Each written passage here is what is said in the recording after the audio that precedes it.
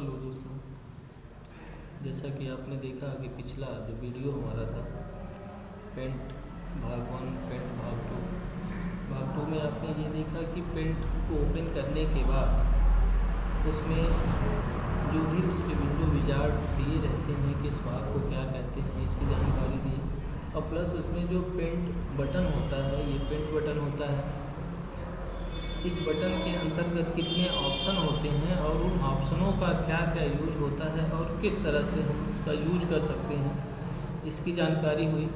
आज के वीडियो में हम लोग देखेंगे पेंट का भाग 3, जिसमें हमारी चर्चाएं होंगी कि जो मीनू बार होता है उस मीनू बार के अंतर्गत क्या क्या ग्रुप बने होते हैं और ग्रुप में कौन से ऑप्शन होते हैं और उन ऑप्शन का यूज कैसे होता है। तो सबसे पहले हम जानते हैं कि मीनू बार किसको कहते हैं। ये जो आपका होम और व्यू, ये दो चीज़ें दिख रही हैं, इसी को बोला जाता है मेनू बार। ये आपका होम और ये व्यू, इसी को बोलते हैं मेनू बार। तो पेंट में जो मेनू बार की संख्या होती है वो 2 होती है, होम और व्यू।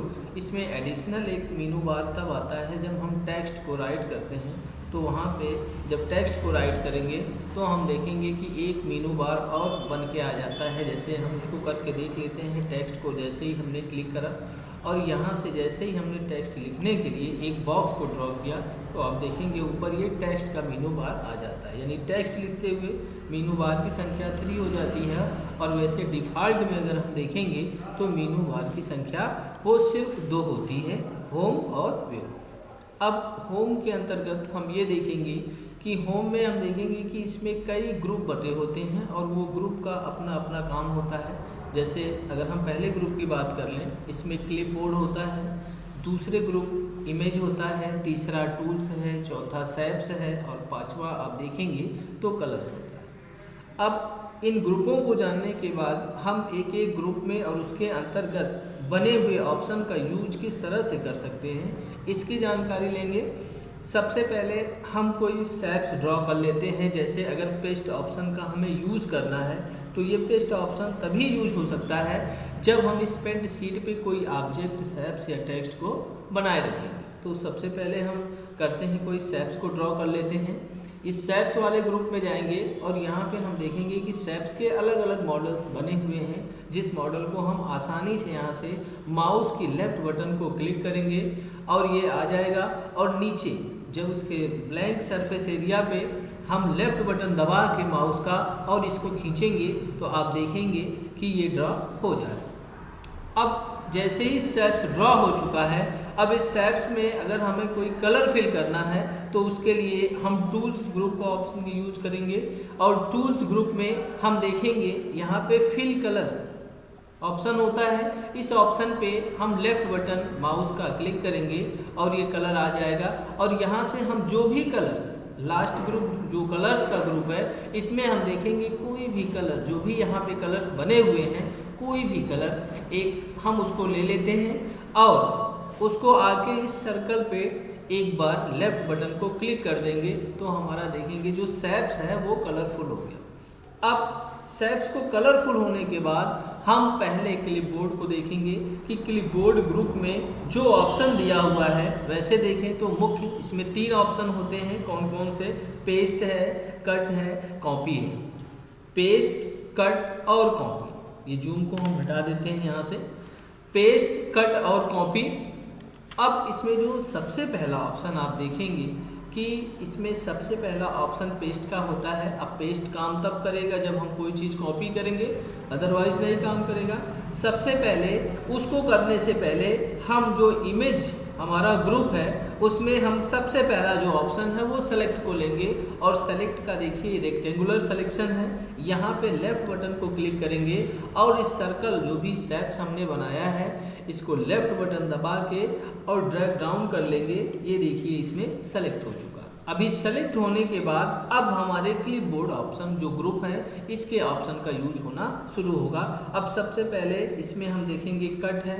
तो कट अगर हम करते हैं तो हम देखेंगे कट करने के बाद ये पूरा ऑप्शन ही आपका जो शेप्स है वो पूरा हट जा रहा है मूल स्थान से।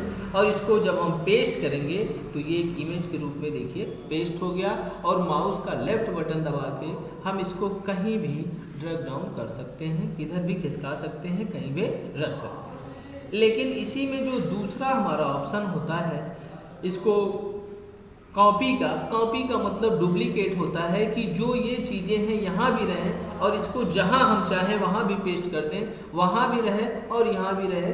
ऐसे ऑप्शन के लिए फिर हम सेलेक्ट को एक बार क्लिक करेंगे, उसके बाद लेफ्ट बटन को दबाएंगे और इसको इस सर्कल के अंदर लेते हैं। ये सेलेक्ट हो गया। सर्कल के बाद आप कॉपी पे जाएंगे, एक बार माउस से लेफ्ट बटन को क्लिक करेंगे, ये कॉपी हो चुका है। वापस पेस्ट पे चलते हैं और यहाँ पे क्लिक कर देंगे तो देखिए इसी का डुप्लीकेट यहाँ पे भी आ गया है। अब यहाँ पे एक चीज़ और होती है कि अगर कोई चीज़ हम माउस से ना कर पाएँ तो कीबोर्ड से भी कर सकते हैं। उसके लिए आप यहाँ पे कंट्रोल V कर सकते हैं, इसका शॉर्टकट होता है। कट के लिए कंट्रोल X कर सकते हैं और कॉपी के लिए आप कंट्रोल C का भी यूज कर सकते हैं।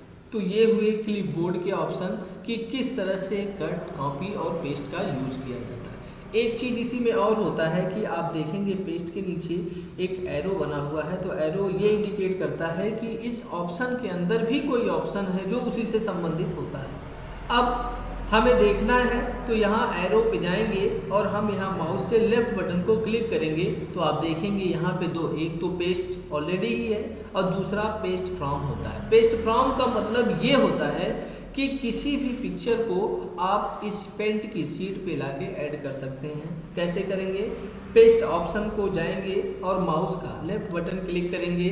आपका देखिए लाइब्रेरी खुल जा रहा है, जो आपके सिस्टम में जो भी फ़ोटोज़ हैं, कोई भी फाइल है, कोई भी एनीथिंग एल्स आप यहाँ से उठा सकते हैं। जैसे मैं पिक्चर को उठा लूँ, यहाँ से कोई पिक्चर हमें लेना है, जैसे मैंने इस पिक्चर को लिया हुआ है, इसको लेफ्ट बटन दबा के सेलेक्ट कर लेंगे।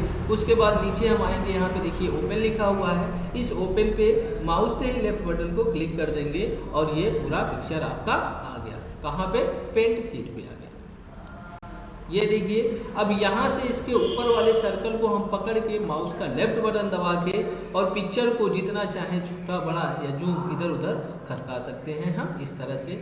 या तो अगर आप ये चाह रहे हैं कि नहीं हमें खिसकाना नहीं है, पीछे का शेप्स भी दिखे और ये पिक्चर भी दिखे, तो उसके लिए आप देखेंगे कि ये कॉर्नर पे एक पॉइंट बना हुआ है और यहाँ पे माउस को आप जैसे ही ले जाते हैं तो यहाँ पे देखिए डबल एरो का एक सिंबल बन के आ रहा है इसी पोजीशन पे। अब यहाँ करना है हमें माउस का लेफ्ट बटन दबाना है और इसको ऐसे खींच देना है जितना छोटा आप पिक्चर लेना चाह रहे हैं। और ये देखिए पिक्चर आपकी छोटी। इससे और भी छोटा आप करना चाहें, मिडिल से भी करना चाह रहे हैं, सेम प्रोसीजर है कि जैसे डबल एरो आएगा लेफ्ट बटन को दबाएंगे और हम इसको स्क्रॉल डेप्थ कर देंगे। ये देखिए नीचे की तरफ, ये पिक्चर भी आपका हो गया, ये शेप्स भी हो गया। तो ये किससे हुआ? ये पेस्ट फ्रॉम से होता है, जो पेस्ट के अंतर्गत होता है। इसके बाद आपका दूसरा ग्रुप होता है, इमेज ग्रुप होता है। इमेज ग्रुप में ये है कि जो भी शेप्स और पिक्चर आपने बनाया हुआ है, उस शेप्स और पिक्चर को किस तरह से छोटा कर सकते हैं, बड़ा कर सकते हैं, रोटेट कर सकते हैं, उसकी साइज को कम या ज़्यादा कर सकते हैं। इसके लिए हम दूसरे ग्रुप का यूज करते हैं जिसका नाम होता है इमेज। अब इमेज की ग्रुप में सबसे पहले सिलेक्शन का वही मोड होता है, लेकिन यहाँ पे भी हम देखेंगे कि एरो बना हुआ है, तो एरो यही इंडिकेट करता है कि इसके अंतर्गत और भी ऑप्शन होंगे। अब हम धीरे धीरे उन ऑप्शन के भी बारे में जानेंगे कि सेलेक्ट को किस किस रूप से सेलेक्ट किया जा सकता है। सबसे पहले इस एरो पे जाके इस कर्सर को ले जाके और माउस का लेफ्ट बटन हमें क्लिक करना है। जैसे ही हम क्लिक करते हैं तो यहाँ पे देखिए दिया हुआ है सिलेक्शन शेप्स। इस सिलेक्शन शेप में ये कह रहा है कि जो भी शेप्स हैं उसका सिलेक्शन आप किस किस तरह से कर सकते हैं। सबसे पहला जो डिफ़ॉल्ट कंडीशन में होता है वो रेक्टेंगुलर सिलेक्शन होता है। इसका मतलब जो भी सेलेक्ट करेंगे वो चौकोर रूप में ही होगा। दूसरा होता है फ्री फ्रॉम सिलेक्शन। अच्छा, एक चीज़ और, जो रेक्टेंगुलर सिलेक्शन, अगर हमने अभी पीछे जो आपने वीडियो देखा है इस शेप्स को जब हमने सेलेक्ट किया था तो आप देखें कि वो डिफ़ॉल्ट रूप से ही रेक्टेंगुलर सिलेक्शन होता था।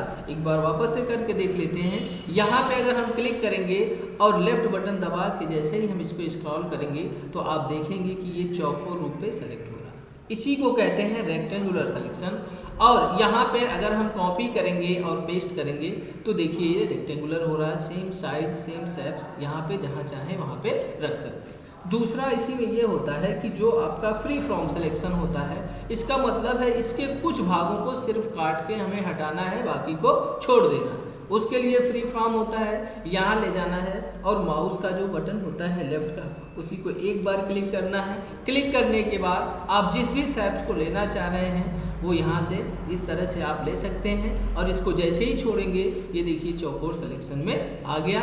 और यहाँ से आप कॉपी करेंगे, दूसरी जगह पेस्ट करेंगे तो देखेंगे कि जितना ही भाग आपने फ्री फ्रॉम से सेलेक्ट किया था उतना ही भाग वहाँ से कट के बाहर निकल जाता है। अब इसमें जो आपका दूसरा होता है ये देखिए सेलेक्ट ऑल है, ये सिलेक्शन ऑप्शन होते हैं कि इसको करना क्या है, पूरे को करना है। जैसे आप माउस से कीबोर्ड से कंट्रोल ए को करते हैं या यहाँ से भी कर सकते हैं सेलेक्ट ऑल, और यहाँ पे जैसे ही क्लिक करेंगे ये देखिए ये पूरा जितना भी इस पेंट शीट पे जितनी भी एरिया है वो सारी एरिया आपकी सेलेक्ट हो चुकी है। अब यहाँ से अगर आप कट करना चाहें तो ये देखिए सारा एक ही साथ कट हो गया। तो ये ऑप्शन किसके द्वारा होता है, आपका जो सेलेक्ट ऑल के द्वारा होता है। अब अगर हमें यही चीज़ वापस से लानी है, एक्सीडेंटली हम सोच रहे हैं कि ये हमने सेलेक्ट ऑल कर दिया और ये हमारा डाटा डिलीट हो गया या कुछ हम इस पर करने वाले थे, इसको रिवर्ट करने का एक तरीका होता है जो आप कीबोर्ड से CTRL और +Z को अगर आप करेंगे तो ये रिवर्ट हो जाता है एक स्टेप पीछे के लिए। अब जैसे ही कंट्रोल और Z हमने किया ये देखिए हमारा शेप्स फिर वापस से चला, ये हो गया। इसके बाद आपके सिलेक्शन का होता है नीचे का ट्रांसपेरेंट या इन्वर्ट सिलेक्शन। इसी मोड को बैक करने के लिए इन्वर्ट सिलेक्शन होता है। अब इसमें हम ये देखेंगे कि अगर हमने इस सिलेक्शन को पूरा कर दिया यहाँ से लेकर यहाँ तक का, तो आप देखेंगे यहाँ पे देखिए जैसे हमने इसको सेलेक्ट किया है ये इन्वर्ट हो गया सिलेक्शन, यानी कि उसका एक स्टेप बैक सेलेक्ट ये कर सकता है।